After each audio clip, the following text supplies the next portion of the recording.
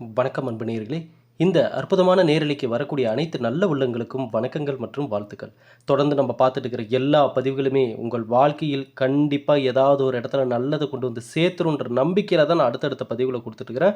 அந்த வகையில நீங்க குடுக்கக்கூடிய அன்பும், பேராதரவும் இன்னைக்கு நம்ம 11,00,000 சந்தாதாரர்கள கடந்து எல்லா வெளிநாடுகளில் இருக்கக்கூடிய தமிழ்வாழ் மக்களும், நம்ப நாட்ல இருக்கக்கூடிய தமிழ்வாழ் மக்கள் அனைவருமே நம்மளுடைய பதிவுகள பார்த்து இன்னைக்கு அவங்க மனசுலயும் நமக்கான ஒரு இடத்த குடுத்துருக்காங்க.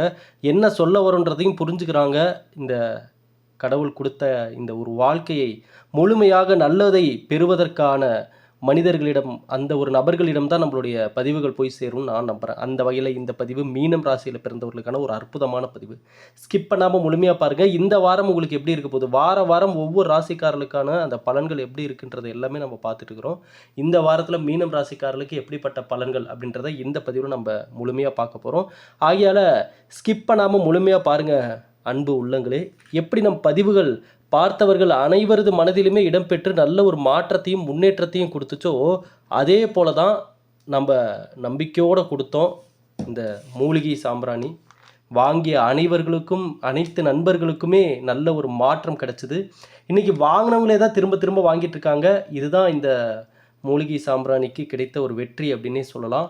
ஏன்னா, அந்த எந்த விதமான வைப்ரேஷன் இருக்கோ, அந்த விதமான வைப்ரேஷனோட விஷயங்களோட தான் அவங்க கனெக்ட் ஆவாங்க. இது நல்லத நினைச்சு குடுத்தோம். நல்லதை எதிர்பார்ப்பவர்கள், தன்னுடைய வாழ்க்கை நல்லபடியா அமையும்னு முழுமையா நம்புனவங்க இந்த சாம்பிராணி வாங்க ஆரம்பிச்சாங்க. இன்னைக்கு தொடர்ந்து வாங்கிட்டு இருக்காங்க. ரொம்ப சந்தோஷம், ரொம்ப மகிழ்ச்சி. இப்போ புதுசா ஆர்டர் பண்ணணும்னு நினைக்கிறவங்க 9345397967 இந்த நம்பருக்கு மெசேஜ் பண்ணி ஆர்டர் பண்ணி வாங்கிக்கோங்க. ஏன்னா தீபாவளி அப்பவே பார்த்தீங்கன்னா, நெறைய பேர் ஆர்டர் பண்ணனால பலரும் வெயிட் பண்ணி தான் வாங்குற மாரி சூழ்நிலை ஆயிருச்சு. இப்போ அவ்வளோதான். இது நவம்பர் மாதம். அப்புறம் அடுத்து டிசம்பர்லாம் பார்த்துட்டிங்கன்னா, நெறைய பேர் இந்த புத்தாண்ட முன்னிட்டு அதிக பேர் ஆர்டர் பண்ண ஆரம்பிச்சுருவாங்க. அதிக எண்ணிக்கையில ஆர்டர் பண்ண ஆரம்பிச்சுருவாங்க. அதனால வேணுன்றவங்க முன்னாடியே இப்போவே ஆர்டர் பண்ணி வாங்கி வச்சுக்கோங்க. சரிங்களா? ஏன்னா இந்த பண்டிகை காலங்கள்லலாம் நம்மள்ட்ட அதிக பேர் வந்து கேட்டுர்றாங்க. அதிகமான எண்ணிக்கையில கேட்டுர்றாங்க. அதனால நம்ம தயார் பண்ணி வைக்கக்கூடிய சாம்பிராணி எல்லாமே உடனே எல்லாத்துக்குமே நம்ம அனுப்பிடுறோம். அதுக்காக தான் நான் முன்னாடியே சொல்லிடுறேன். சரிங்களா? மீனம் ராசிக்காரர்கள், ஒவ்வொரு ராசிக்காரர்களும் எப்படிப்பட்டவர்கள், எந்த மாரி குணம் கொண்டவர்கள், எப்படிலாம் யோசிப்பாங்க, எந்தெந்த விஷயத்தையெல்லாம் அவங்க கவனிக்கணும், எங்கெல்லாம் அவங்க விலகி நிக்கணும் அப்படின்ற எல்லா முக்கிய கணிப்புகளையுமே நம்ம ஒவ்வொரு பதிவுகளிலுமே மிக தெளிவா குடுத்துட்ருக்கோம். அதனால தான் நம்மளுடைய பதிவுக்கு அதிக வரவேற்பும், நல்ல ஒரு எதிர்பார்ப்பும் இருக்கு. அந்த வகையில மீன ராசிக்காரர பொறுத்தவரைக்கும் இந்த வாரம் தனிப்பட்ட முறையில உங்களுக்கு சில இடங்களில் செல்வாக்கு கூடக்கூடிய ஒரு இடம். கூடக்கூடிய ஒரு நேரம். அதேபோல பதட்டம் அதிகரிப்பதற்கான ஒரு சூழல் இருக்கு. ஐயா, மீன ராசிக்காரர்கள நம்ம ஏற்கனவே போன பதிவிலேயே நான் சொல்லிட்டேன். உங்களுக்கு அந்த சனி பகவான் தாக்கம் ஆரம்பமானதுல இருந்தே பார்த்தீங்கன்னா, இப்ப வரைக்கும் மீன ராசிக்காரங்களுக்கு சிலருக்கு சரியான வேலை இல்ல, சரியான வருமானம் இல்ல. அப்படியே வேலையில இருந்தாலும் அந்த வேலையில இவங்கள போட்டு புழிஞ்சு எடுத்துட்டு இருப்பாங்க. எல்லார் வேலையும் இவங்க தலையில போட்டு சுமத்திருவாங்க. நேரங்காலம் பார்க்காம வேலை செய்ய வைப்பாங்க. ஆனா, அதுக்கான ஊதியம், அதற்கான கஷ்டப்பட்டதுக்கான பலன் வந்து சேர்ந்துச்சான்னு கேட்டீங்கன்னா, அதுதான் இல்ல. சரிங்களா? அப்ப பாருங்க, எல்லோரும் இன்னைக்கு தன்னை பயன்படுத்திக் கொள்கிறார்களோ, அவங்கவங்க தேவைக்கு, அவங்கவங்க வேலைக்கு நம்மள பயன்படுத்திக் கொள்கிறார்களோ அப்படின்ற மாரி சில எண்ணங்கள் மீனராசிக்காரர்களுக்கு இந்த நேரத்தில தோன்றும். அது மட்டும் இல்ல, உடல் ரீதியாக, மன ரீதியாக ஒரு டல்லா இருக்கிற மாரி ஃபீல் பண்ணுவாங்க. இப்ப பாருங்க, உடம்பு கை, கால் வலிலாம் இப்ப இருக்கும். அப்படி காய்ச்சல் வர மாரி இருக்கும். உடம்பே அப்படி வெலன்னு இருக்கும். ஒரு உடம்புல ஒரு சத்தே இல்லாத மாரி, ஒரு எனர்ஜியே இல்லாத மாரி இருக்கும். மீன ராசிக்கார நண்பர்களே, இந்த நேரத்தில தான் நீங்க கொஞ்சம் ஸ்டெடியா இருக்கணும். அதனால தான் நான் தெளிவா சொல்றேன். உணவு சார்ந்த விஷயங்கள்ல அலட்சியமா இருக்காதீங்க. சரியான உணவுகளை, சத்தான உணவுகளை சரியான நேரத்துக்கு எடுக்கணும். அதிக நேரம் ஃபோன் நோண்டிக்கிட்டு, அதிக நேரம் டிவி பார்த்துட்டு தூக்கத்த கெடுத்துக்காதீங்க. இந்த நேரம் தூக்கம் மிக மிக அவசியம். எவ்வளோ பெரிய வேலை இருந்தாலும் சரி, தயவு செஞ்சு குறிப்பிட்ட அளவு நேரம் நீங்க தூங்கியே ஆகணும். நல்ல ரெஸ்ட் எடுத்தே ஆகணும். இல்லைன்னா இந்த நேரத்தில, இந்த காலகட்டத்தில அதிகமா தேவையற்ற இந்த மருத்துவ செலவுகளுக்கெல்லாம் நீங்க இடம் குடுத்துறாதீங்க. சரிங்களா? ஆல்ரெடி உங்களுக்கு தெரியும், உடல் அளவுல எப்படி உங்களுக்கு சின்ன சின்ன பாதிப்புகள் அப்படியே தொடர்ந்து இன்னுமே இந்த இடது கை பக்கம் வலிக்கிறது. சரிங்களா? அப்புறம் நெஞ்சு பகுதியிட்ட வலிக்கிறது அப்படின்னு சொல்லி, இந்த பெரும்பாலும் இந்த மாரி சிம்ப்டம் எல்லாமே இப்ப மீனராசிக்காரங்களுக்கு தெரிஞ்சுட்டு இருக்கிறதுக்கான வாய்ப்புகள் இருக்குங்கய்யா.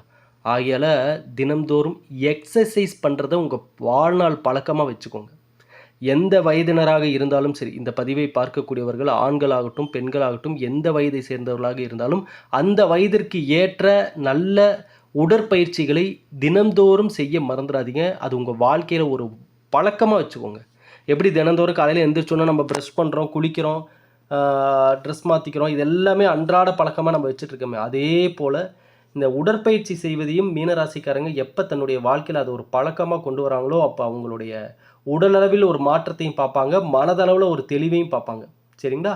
மீனராசியில் பிறந்த பிள்ளைகள், குழந்தைகள், ஸ்கூலுக்கு போயிட்டுருக்கிறவங்க, இவர்களுக்கெல்லாம் பார்த்திங்கன்னா படிப்பில் கவனத்தை செலுத்த முடியாமல் பொழுதுபோக்குக்கு அதிக கவனத்தை கொடுக்கக்கூடிய ஒரு நேரமாக இது இருக்குது. பட் ஆனால் அதுக்கு நீங்கள் இடம் தராதீங்க. ஏன்னா ஒரு விஷயம் உங்கள் காதுக்கு வருது அப்படின்னாவே அதை நம்ம சரி பண்ணிக்கிறதுக்காக சரி பண்ணிக்கணும் அப்படின்றதுக்காக தான் இந்த பிரபஞ்சமாகட்டும், இறைவனாகட்டும், ஏதோ ஒரு மனிதர் மூலமாக ஏதோ ஒரு சூழ்நிலையில் நம்ம காதுக்கு சில விஷயங்களை உணர்த்துவாங்க.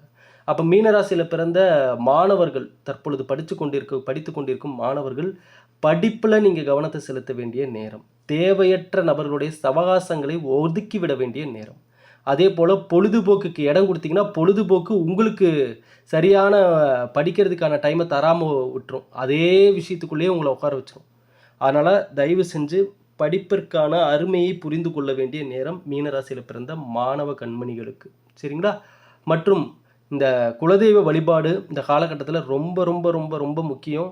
சில பேர் குலதெய்வம் தெரியலிங்க எங்களுக்கு அப்படின்லாம் சொல்லியிருந்தாங்க. அதுக்கும் நம்ம சொல்லியிருந்தோம், அம்மா நீங்கள் குலதெய்வ சொம்புன்னு கிடைக்கும் பாருங்கள், பாத்திர கடைகளில் அந்த சொம்பு வாங்கி அதில் அந்த சொம்பை நல்லா மஞ்சள் கலந்த தண்ணியில் நல்லா கழுவி வெள்ளிக்கிழமையாக பார்த்து வீட்டு பூஜை அறையில் ஒரு சின்ன மரப்பலகை வச்சு அது மேலே அந்த சொம்பு வச்சு அதில் சுத்தமான தண்ணீர் ஊற்றி அதில் வாசனை மலர்கள் போட்டு அதை உங்களுடைய குலதெய்வமாக நினச்சி பாவித்து வழிபடுங்க. வீட்டில் நல்ல ஒரு வைப்ரேஷன் உருவாகும், நல்ல ஒரு மாற்றத்தை பார்க்கலாம், வீடு முழுக்க பாசிட்டிவாக இருக்கும் அப்படின்னு நம்ம சொல்லியிருந்தோம். ஆகவே மீனராசிக்காரர்களுக்கு குலதெய்வ வழிபாடு ரொம்ப ரொம்ப முக்கியம். குலதெய்வம் எதுன்னு எந்த தெய்வம்னு தெரிஞ்சு வழிபாடுகளை போய் செய்து கொண்டிருப்பவர்கள் இந்த நேரத்தில் கண்டிப்பாக ஃபேமிலியோடு போய் உங்களுடைய பாதங்கள் குலதெய்வத்தினுடைய ஆலயத்தில் பட வேண்டும்.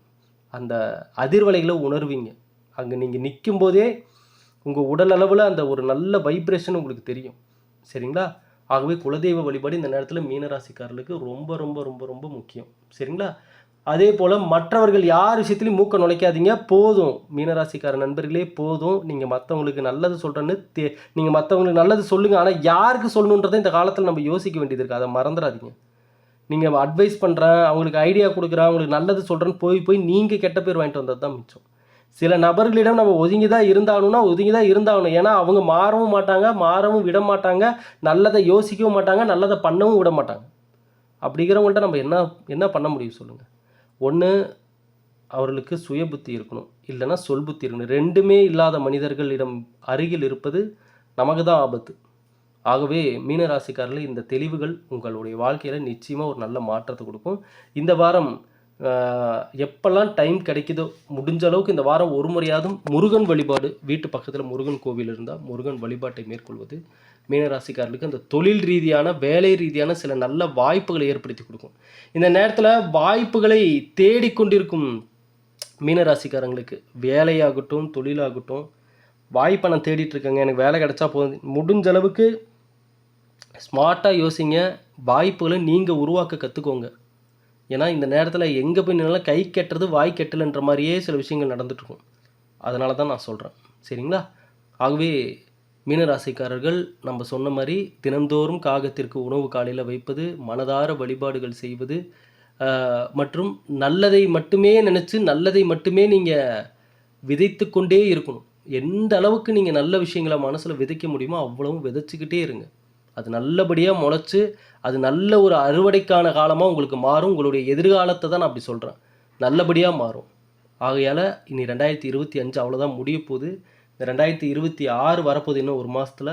இனி 2026 எப்படி இருக்கணுன்றதை நீங்கள் இந்த பிரபஞ்சத்திற்கு ஒரு உணர்த்துங்க, ஒரு இன்டிமேட் பண்ணுங்கள். இப்படி தான் நடக்கணும், இந்த விஷயம் என் லைஃப்பில் வரணும், இதெல்லாம் நடக்கணும்னு ஒரு குறிக்கோளோட ஒரு நியாயமான கோரிக்கைகளை எழுதி உங்கள் வீட்டில் ஒட்டுங்க. அடிக்கடி அதை பாருங்கள், அதற்கான சிந்தனையிலே வாழுங்க. ஐயா, நம்ம நினைக்கக்கூடிய நல்ல வாழ்க்கை ஏதோ போகிறோம் திடீர்னு லக்கில் நமக்கு வேலை கிடச்சிருச்சு, நம்ம அதிர்ஷ்டம் நம்மளுக்கு நிறைய பணம் வந்துருச்சு, நம்ம லைஃப் மாறிடும் அப்படிலாம் நம்ம நினைக்கவே கூடாது.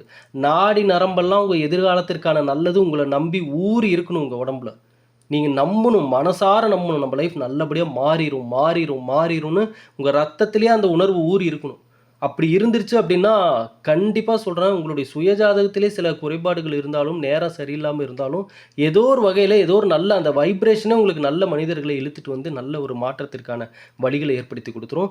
இந்த பதிவு உங்க நண்பர்கள், உறவினர்கள் எல்லோருக்கும் ஷேர் பண்ணுங்க. எப்போதும் நம்ம சேனலோட இணைந்திருங்க. இந்த பதிவை பார்த்தவர்களுக்கு இறைவனுடைய அருளால இனியாவும் நல்லதே நடக்கட்டும். நன்றி, வணக்கம்.